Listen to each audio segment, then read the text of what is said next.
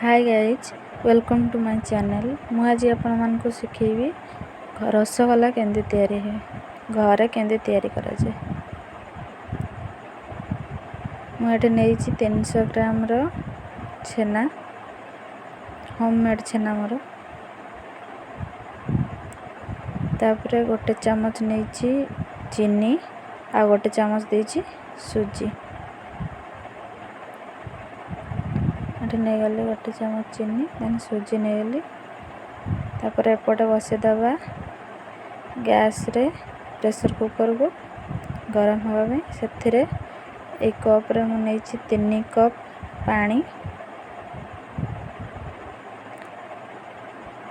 से कप रे ही 3 कप पानी को गोटे कप आधा है चीनी तापर गोटे अलैचा नहीं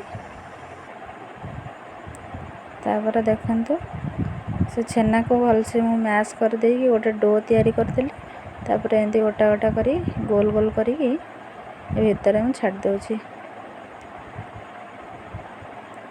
गोटे गोटे करी सब छाड़ देली।